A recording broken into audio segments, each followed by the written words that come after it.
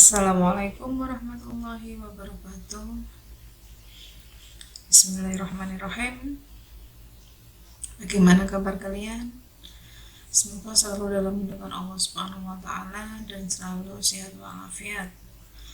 Alhamdulillah kita dapat bertemu kembali, terutama saya bisa menyampaikan kembali tentang deteksi dini penyimpangan pertumbuhan anak. Diharapkan sebelum kalian menyaksikan video pembelajaran ini, kalian sudah menyaksikan video pembelajaran untuk yang pengantar deteksi dini tumbuh kembang dan deteksi dini penyimpangan pertumbuhan anak untuk yang part 1. Yang mana untuk yang part 1 itu adalah untuk yang menghitung usia dan anak. Sebelum kita melakukan penimbangan berat badan, yang pastinya adalah kita harus mengetahui berapa usia anak.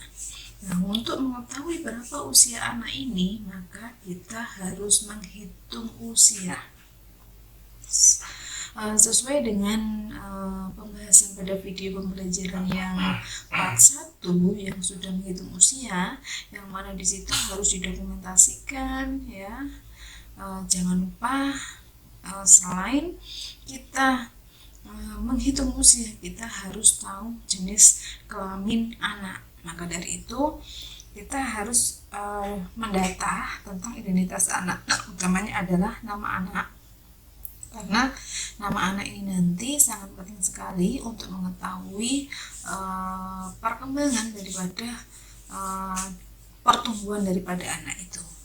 Kemudian jenis kelamin, laki-laki apa perempuan, nanti pada kurva-kurva berat badan itu nanti ada sendiri untuk laki-laki dan ada sendiri untuk perempuan. Urutan anak dan jumlah saudara ini nanti juga diisi, karena nanti juga bisa menjadi pertimbangan apakah faktor yang dapat mempengaruhi daripada pertumbuhan anak itu. Jangan lupa di situ tanggal periksa, yaitu tanggal kalian melakukan pemeriksaan. Silakan ditulis tahun, bulan, dan hari, kemudian tanggal lahir anak. Silakan dikurangi sehingga nanti akan ketemu berapa tahun, berapa bulan, dan berapa hari, kemudian dibulatkan menjadi tahun dan bulan, kemudian nanti akan ketemu berapa tahun. Ya, itu tadi review sedikit untuk yang menghitung usia. Langsung saja kita ke menimbang berat badan ya. Perlu diingat pada timbangan bayi ini diperuntukkan adalah untuk bayi berusia 0 sampai 24 bulan, atau untuk menimbang berat badan bayi dengan timbangan bayi ini kita lepas semua baju daripada anak atau bayi tersebut ya, dan kita cek mulainya adalah pada angka 0 ya, benar-benar pada angka 0 sehingga nanti berat badan daripada bayi tersebut benar-benar valid ya.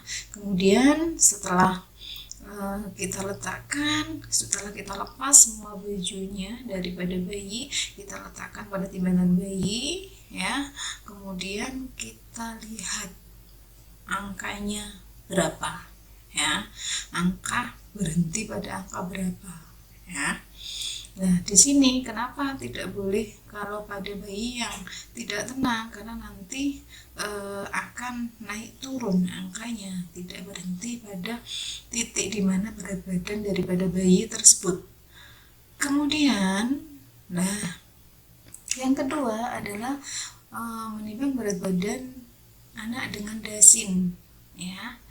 Ini caranya menimbang berat badan anak dengan dasin. Kita pastikan dasin layak digunakan.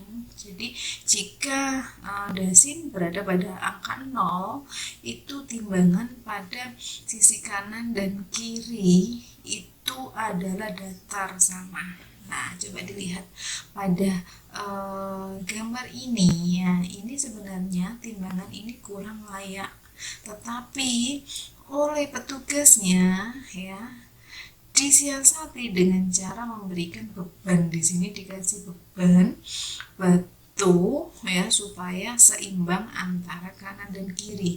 Jadi ini kalau berada pada angka 0 ini imbang antara kanan dan kiri ya, datar sama. Berarti itu dasimnya ya bisa digunakan sehingga nanti didapatkan berat badan anak dengan valid ya. Jadi sebelum kita memasukkan ya balita ke dalam sarung yang telah tergantung pada timbangan dasim ya, bisa kita gunakan sarung, kadang kita gunakan gendongan ya, kita letakkan, kita gantungkan pada timbangan dasim, dan kita letakkan gantungan atau sarung itu pada gantungan dasim itu benar-benar dilihat bahwa dasim itu benar-benar dalam, jika posisi 0 itu benar-benar dalam kondisi datar. Jadi ini sarungnya ya, yang digantungkan di sini ini adalah berat, sehingga beratnya sama dengan batu yang telah digantungkan ini. Jadi kalau memang ini digantungkan ternyata nggak sama, berarti kita harus memberikan pemberat di sini supaya nanti ini bisa seimbang dan berat badan bayi atau anak benar-benar valid. Kemudian jika sudah seimbang antara kanan dan kiri, ini kita masukkan balita ke dalam sarung, kita buka ya, ini dalam posisi 0 dulu ya supaya nanti tidak bandul ya. Dalam posisi 0 kita digeser ya yang paling tengah, kemudian kita masukkan balita ke dalam sarung, kita masukkan ke dalam sarung sini, kemudian kita geser bandulan sampai tegak lurus ya. Jika sudah tegak lurus, kita baca ya pada angka berapa, kemudian kita catat ya. Kemudian ya kembalikan dulu bandulan ini ke angka 0 baru angkat balita. Jangan sampai ini belum dikembalikan tetapi balita sudah diangkat, nanti kemungkinan bisa pemberatnya ya, bandulnya ini nanti geser ke samping, akhirnya nanti bisa melukai dari balita atau orang yang ada di sekitarnya, bahkan bisa terkena oleh petugasnya. Makanya kembalikan dulu pada angka 0 kemudian baru angkat balita. Kalau pada timbangan digital kita harus pastikan bahwa ini benar-benar berada pada angka 0. Kalau ini tidak berada pada angka 0 ya, geser mungkin 0,3 atau 0,5 kg, maka kita kalibrasi dulu, kita geser. Biasanya di sini di dalam ini ada penggesernya ya. Kita posisikan ini tepat pada angka 0. Kita berdirikan balita atau anak di atas timbangan, kemudian kita lihat angkanya berada pada angka berapa. Atau memang kalau anak ternyata belum bisa berdiri, maka bisa kita siasati dengan cara anak digendong oleh orang tuanya atau ibunya, kemudian naik ke timbangan injak ini berada pada angka berapa, dicatat dulu. Kemudian setelah itu anak dan ibunya turun, anak dan balitanya diajak oleh orang lain dan ibunya ditimbang berada pada angka berapa, catat. Kemudian berat badan dari anak dan ibu yang tadi, ibu yang menggendong anaknya tadi dikurangi dengan berat badan dari ibu sendiri, itu adalah berat badan dari anaknya ya. Tuh. Kemudian yang kedua adalah pengukuran tinggi badan atau panjang badan. Nah, bagaimana caranya? Yang pertama di sini adalah cara pengukuran panjang badan. Pengukuran panjang badan untuk anak usia 0 sampai 24 bulan. Cara pengukuran dengan posisi berbaring ya, di sini ada meja ya. Meja ukur panjang badan, jadi meja yang memang sudah ada angkanya, memang digunakan untuk pengukuran berat panjang badan. Nah, di dalam pengukuran panjang badan pada posisi berbaring ini, alangkah baiknya dilakukan oleh 2 orang karena yang satunya untuk melakukan fiksasi daripada bayi, yang satunya nanti petugasnya untuk menentukan berapa panjang badan daripada bayi tersebut. Ya, dengan cara yang pertama di sini, bayi dibaringkan terlentang pada alas yang datar. Kemudian kepala bayi menempel pada pembatas angka bagian atas, pembatas angka 0. Tugas pertama di sini, kedua tangan memegang kepala bayi agar tetap menempel pada pembatas angka 0. Ya, jadi bagian kepala tepat berada pada pembatas angka 0. Kemudian petugas yang kedua di sini, tangan kiri menekan lutut bayi agar lurus dan tangan kanan menekan batas kaki, ya. Tangan kanan menekan batas kaki ke telapak kaki. Kemudian petugas duanya membaca angka di tepi, ya, di luar pengukur ini. Berada pada angka berapa, yang dibaca adalah yang bagian dalamnya, ya, yang lurus dengan kaki, ya, telapak kaki daripada bayi tersebut. Jika anak umur 0 sampai 24 bulan, ya, bisa diukur berdiri, maka hasil pengukurannya bisa dikoreksi dengan menambahkan 0,7 cm. Ya, ini jangan lupa catat hasilnya. Kemudian yang kedua adalah cara mengukur tinggi badan, ya, pada posisi berdiri, utamanya adalah pada anak usia 24 sampai 72 bulan atau pada anak yang sudah bisa berdiri dengan tegak. Cara yang bisa dilakukan adalah anak tidak memakai sandal atau sepatu, ya. Kita ajak anak untuk berdiri tegak menghadap ke depan pada pengukur tinggi badan. Kemudian punggung, pantat, dan tumit menempel pada tiang pengukur, ya. Punggung, pantat, dan tumit ini benar-benar menempel pada tiang pengukur. Kemudian kita turunkan batas atas pengukur sampai menempel di ubun-ubun. Kemudian dibaca, ya, pada angka berapa. Catat angkanya. Selanjutnya, dari hasil pengukuran, ya, dimasukkan ke dalam grafik, ya, grafik berat badan menurut tinggi badan. Kita masukkan, ya, di sini panjang badannya berapa. Kemudian kita masukkan berat badannya berapa. Ya, seandainya panjang badan anak berada di sini, tinggi badannya anak di sini, sehingga anak berada di antara, di antara kuning dan merah, berarti antara 1 sampai min 2 SD. Ya, 1, kita melihatnya ke sini, 1 sampai min 2 SD, jadi bukan ditarik ke sini, tapi ini adalah pembatas 1 sampai 2 SD. Kemudian kita simpulkan kalau 1 sampai 2 SD berarti anak, ya, berada dalam kondisi normal. Karena kesimpulannya, nah, ini, ya, jika lebih dari 2 SD maka anak gemuk.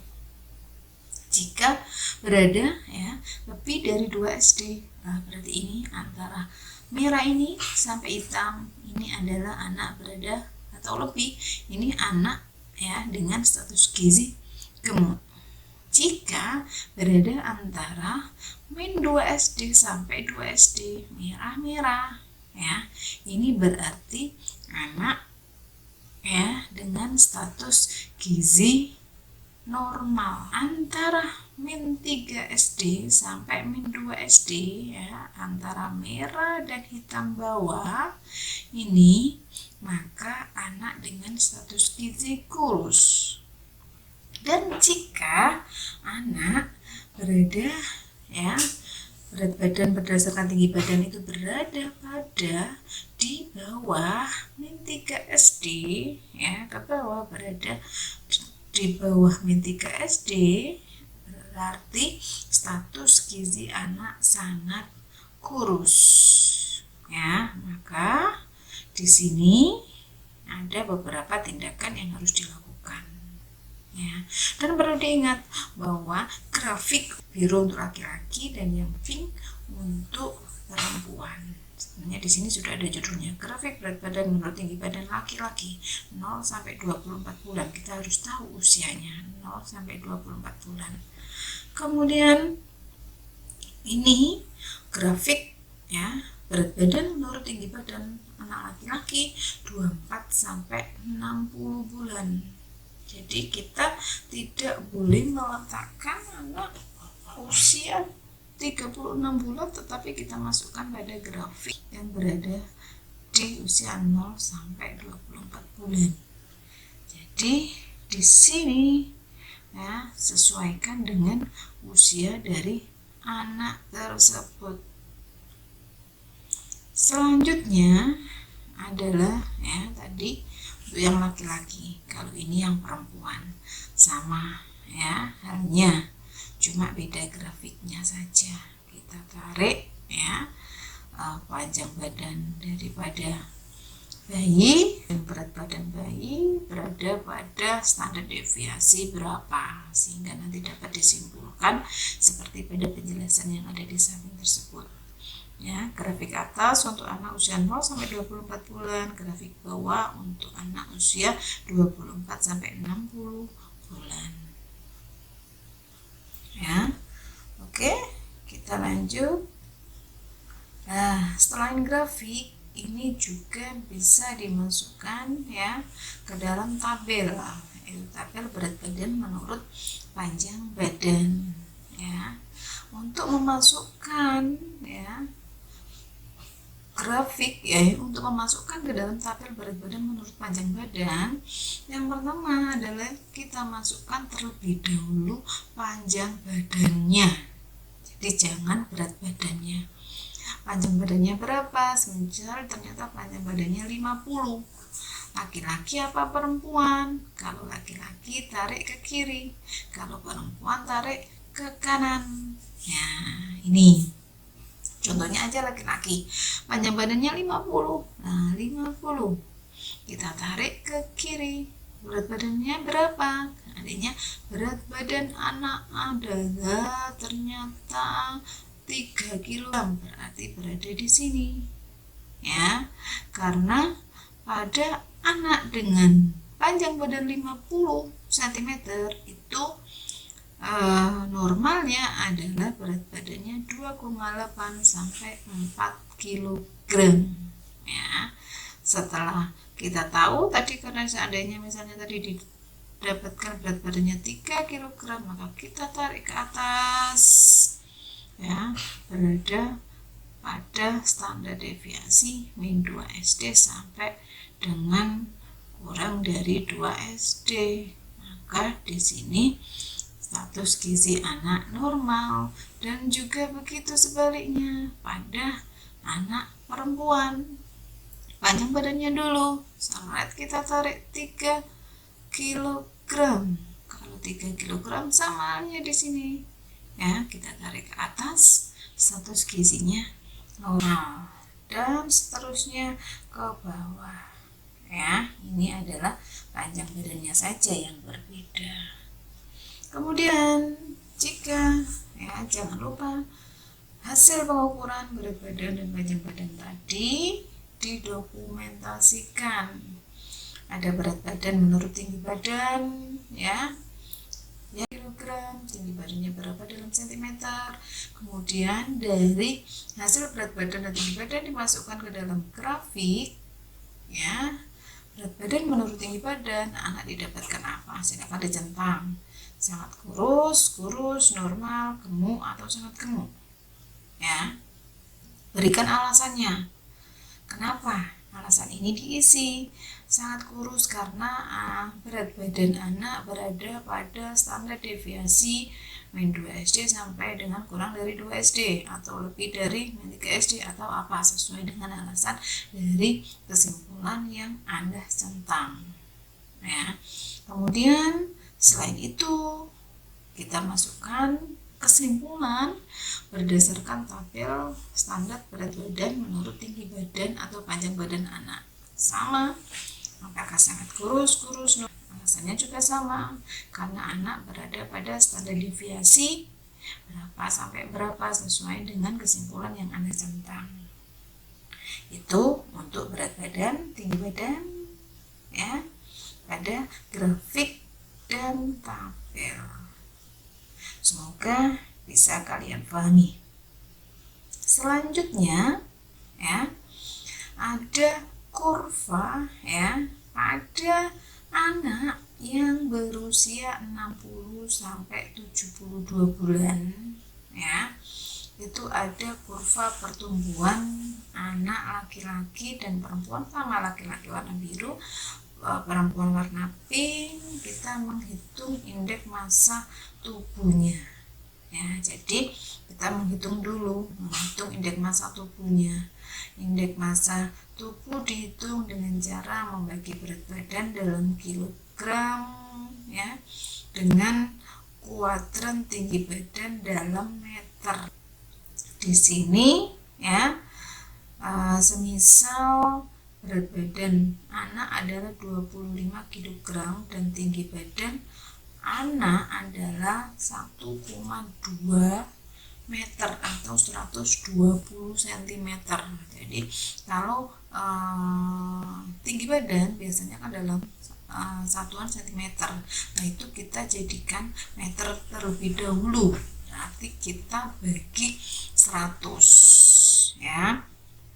Jadi 25 per tinggi badan dalam meter dikuadratkan.